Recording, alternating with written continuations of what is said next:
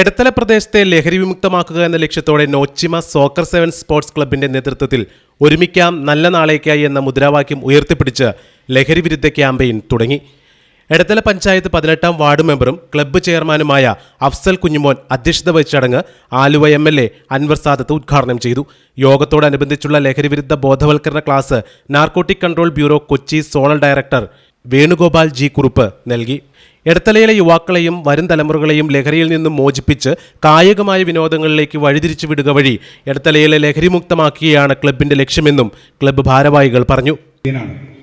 അപ്പോൾ അതുപോലെ നമ്മുടെ ക്ലബ്ബ് വർഷങ്ങളായി ഈ തരത്തിലുള്ള കാര്യങ്ങളിൽ ഇപ്പോൾ നമ്മുടെ നൗഫൽ പറഞ്ഞതുപോലെ ചാരിറ്റി മേഖലയായാലും ഇങ്ങനെയുള്ള പല പല കാര്യങ്ങളിലും മുന്നിട്ട് നിൽക്കുന്ന ഒരു ക്ലബ്ബായി മാറിക്കഴിഞ്ഞിട്ടുണ്ട്.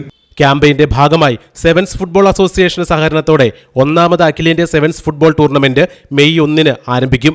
ടൂർണമെന്റിന്റെ പോസ്റ്റർ പ്രകാശനവും സീസൺ ടിക്കറ്റിന്റെ ആദ്യ വിൽപ്പനയും കസ്റ്റംസ് ഓഫീസർ സതീഷ് നിർവഹിച്ചു.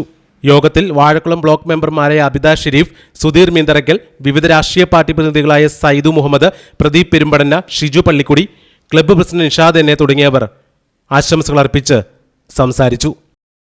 News desk CNews Kerala.